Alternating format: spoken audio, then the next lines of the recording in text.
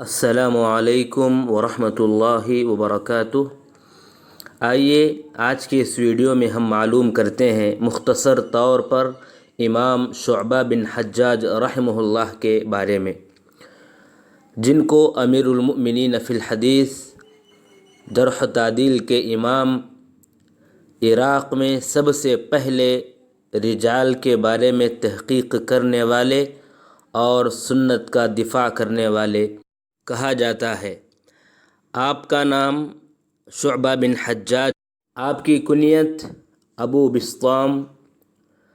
آپ عراق میں 80 پر 2 ہجری میں پیدا ہوئے، تبع تابعین میں سے ہیں اور بصرہ کے بڑے مشہور علماء میں سے آپ ایک عالم ہیں۔ عبد الملک بن مروان کی خلافت تھی، اس دور میں آپ پیدا ہوئے تھے۔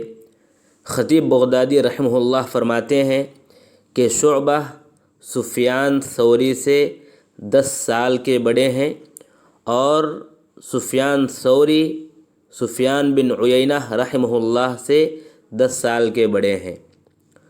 امام شعبہ بن حجاج رحمہ اللہ گاؤں ہی میں تربیت پائے اور بڑے ہوئے، پھر بصرہ کی طرف رحلت فرمائے اور وفات تک وہیں پر سکونت آپ کی رہی۔ امام شعبہ بن حجاج رحمہ اللہ بہت جلد ہی طلب حدیث میں لگ گئے تھے، کیونکہ آپ کے والد صاحب بھی حدیث کے عالم تھے اور آپ کی امی آپ کو طلب حدیث اور سماع کے لیے بہت زیادہ ابھارا کرتی تھیں۔ آپ کے اساتذہ اور تلامذہ کی بات کریں تو بڑی لمبی تعداد امام ذہبی رحمہ اللہ نے اپنی کتاب سیر اعلام النبلاء میں ذکر کیے ہیں، جن میں اگر ہم مشہور نام جانیں گے تو حسن بصری رحمہ اللہ، محمد بن سیرین، انس بن سیرین، سلمہ بن کہیل، سعید بن ابی سعید المقبری، قتادہ بن دعامہ، عمر بن دینار، یحییٰ بن ابی کثیر، عبید ابن حسن، ایوب سختیانی، معاویہ بن قرہ، ابی حمزہ الضبعی، عدی بن ثابت۔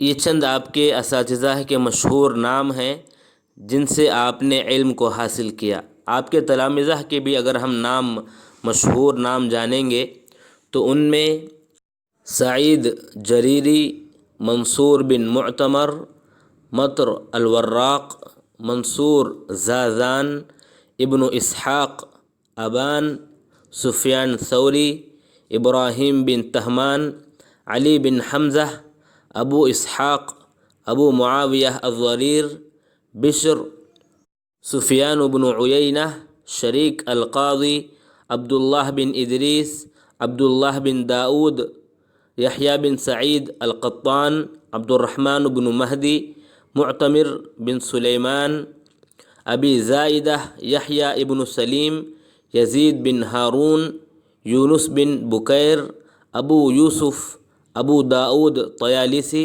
سلیمان بن حرب، بکر بن بکار، علی بن حفص، یحییٰ بن کثیر، شیبان بن فروخ۔ تو یہ تمام آپ کے تلامذہ میں آتے ہیں۔ آپ جو علم حاصل کرتے تھے اس کے بارے میں شعیب بن حرب فرماتے ہیں کہ مجھے شعبہ رحمہ اللہ نے یوں فرمایا ایک مرتبہ کہ میں عمر بن دینار کے پاس 500 مرتبہ گیا، 500 مرتبہ ان کے پاس گیا، تب جا کر 100 حدیثیں مجھے ان سے سننے کا موقع ملا۔ اور فرماتے ہیں کہ میں جن اساتذہ سے بھی علم حاصل کیا تو میرے آنے جانے کی تعداد بڑھ کر ہے، ان سے علم جو حاصل کیا، ان سے جو حدیثیں لیا میں، اس سے بڑھ کر میرے آنے جانے کی تعداد جو ہے بڑھ کر ہے، یعنی بہت زیادہ میں جایا کرتا تھا۔ اپنے اساتذہ کی عزت اس قدر کرتے تھے کہ یحییٰ بن سعید فرماتے ہیں کہ میں نے جن سے بھی حدیثیں حاصل کیں میں ان تمام لوگوں کا غلام ہوں، یعنی عبد کا لفظ استعمال کرتے ہیں۔ امام شعبہ بن حجاج رحمہ اللہ ایک اچھے شاعر بھی تھے اور عربی زبان کے ماہر بھی تھے، اور دیگر لوگوں کو عربی حاصل کرنے کے لیے ابھارا کرتے تھے۔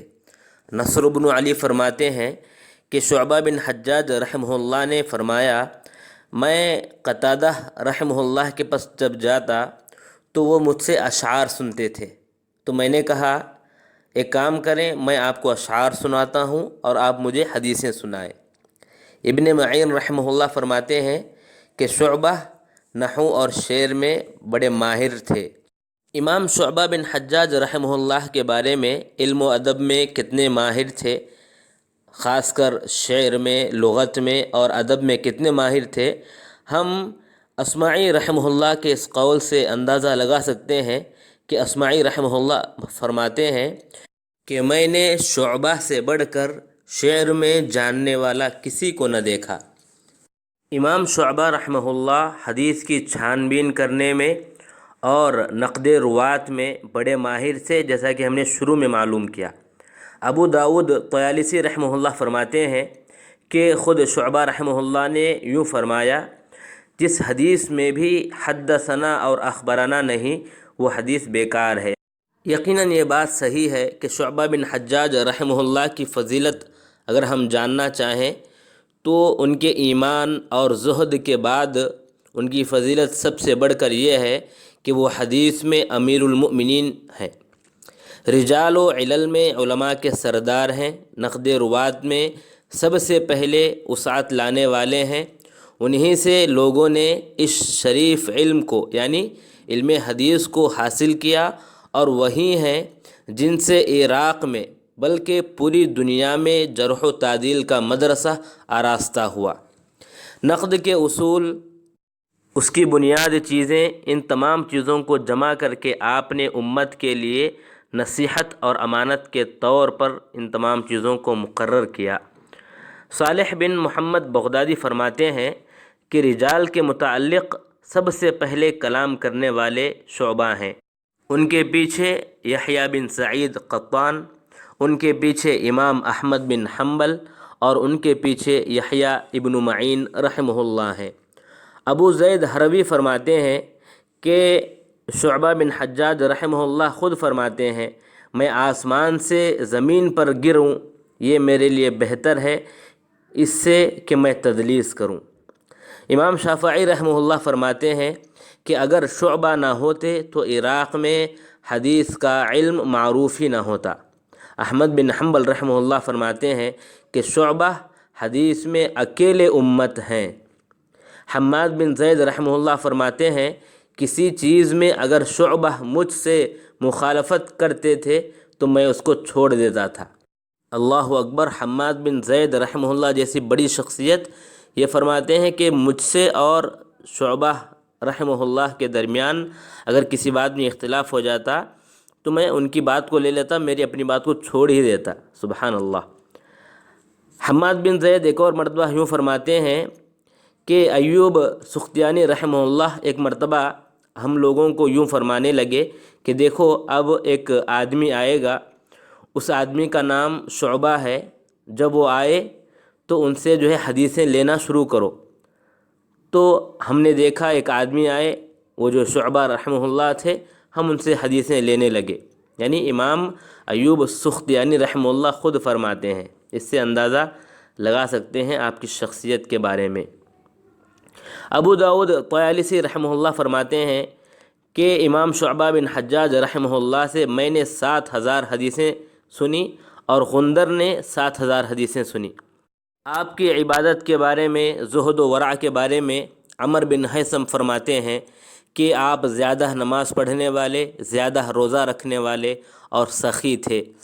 رکوع کرتے یا 2 سجدوں کے درمیان جب بیٹھتے تو ایسا لگتا کہ آپ بھول گئے ہیں اور لمبی رکوعیں کیا کرتے تھے۔ نضر بن شمیل فرماتے ہیں کہ شعبہ سے بڑھ کر مسکینوں پر رحم کرنے والا کسی کو میں نے نہ دیکھا۔ یحییٰ بن معین فرماتے ہیں کہ شعبہ امام المتقین ہیں۔ سفیان بن عیینہ فرماتے ہیں کہ شعبہ خود فرماتے تھے جو حدیث کو حاصل کرتا ہے وہ مفلس ہو جاتا ہے۔ آئیے آخری بات ہم معلوم کریں کہ آپ کا انتقال 160 ہجری میں بصرہ میں ہوا۔ انا للہ و انا الیہ راجعون۔ اللہ تبارک و تعالی آپ کی خدمتوں کو قبول فرمائے اور آپ کو بہترین بدلہ عطا فرمائے۔ اور جنت الفردوس میں اعلیٰ مقام عطا فرمائے، آمین یا رب العالمین۔